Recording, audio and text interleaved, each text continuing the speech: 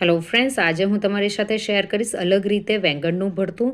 તો તેને શેકવાનું નથી કે નથી કોઈ પણ જાતની ઝંઝટ કરવાની. તો અહીંયા 500 ગ્રામ જેટલા ભરતાનું વેંગણ લઈ લીધું છે અને 2 બટાકા લઈ લીધા છે. બટાકાને સૌથી પહેલાં આ રીતે છોલીને તેને નાના નાના પીસીસ કરી દેવાના છે. ત્યાર પછી બધા જ પીસીસ કરી દીધા પછી આપણે વેંગણને પણ એ જ રીતે એની બધી જ છાલ કાઢી નાખવાની છે. સૌથી પહેલાં ઉપર અને નીચેનો ભાગ કાઢી નાખવાનો છે અને તેને પણ આ જ રીતે તેની છાલ કાઢી નાખવાની છે અને છાલ કાઢીને તેના પણ નાના નાના પીસીસ કરી દેવાના છે.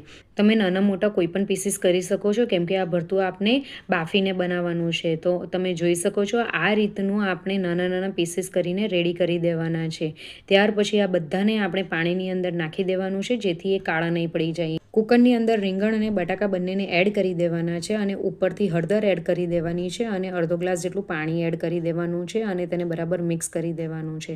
મિક્સ થઈ જાય એટલે કુકરનું ઢક્કન બંધ કરી દેવાનું છે અને તેની સીટી બોલાવી દેવાની છે. ત્યાં 1 સીટી ફાસ્ટ ફ્લેમ પર અને 3 સીટી ધીમા ગેસ પર આપણે બોલાવી દેવાની છે. તો અહીંયા હવે આપણું જે વેંગણ અને બટાકા છે એ બરાબર બાફાઈ ગયા છે. તો બાકીનું પાણી આપણે કાઢી નાખવાનું છે અને મેસસની મદદથી આ રીતે બધું જ મેશ કરી દેવાનું છે. ત્યાર પછી આપણે હવે ભરતું બનાવવાનું છે. તો અહીંયા ભરતું બનાવવા માટે અહીંયા પેણી લઈ લીધી છે. 3 ચમચી જેટલું તેલ એડ કરી દેવાનું છે. તેની અંદર હિંગ એડ કરી દેવાની છે.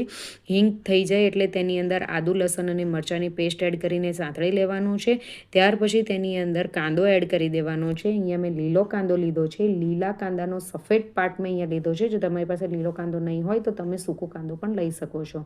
ત્યાર પછી તેને સાંતળી લેવાનું છે. તેની અંદર કાશ્મીરી લાલ મરચું, તીખું લાલ મરચું, ધાણા પાવડર, મીઠું અને ગરમ મસાલો એડ કરી દેવાનો છે અને તેને બરાબર સાંતળી લેવાનું છે.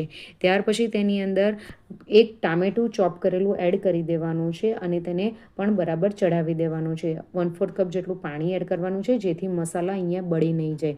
ત્યાર પછી તેલ છૂટું પડી જાય ત્યાર સુધી કૂક કરવાનું છે. કૂક થઈ જાય એટલે તેની અંદર આપણે જે મેશ કરેલા જે રીંગણ અને બટેકા છે તે એડ કરી દેવાના છે અને બરાબર મિક્સ કરી દેવાનું છે. બધું જ બરાબર મિક્સ થઈ જાય એટલે તેને થોડીવાર માટે ચડવા દેવાનું છે.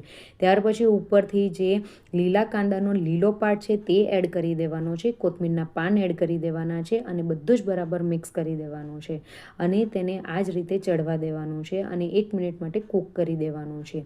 બધું જ બરાબર કૂક થઈ જાય એટલે તેને સર્વિંગ પ્લેટમાં લઈ લેવાનું છે. ફ્રેન્ડ્સ, આ ભરતું તમે એકવાર જરૂરથી બનાવજો. લીલા કાંદાનું ભરતું છે, ટેસ્ટમાં ખૂબ જ સારું એવું છે.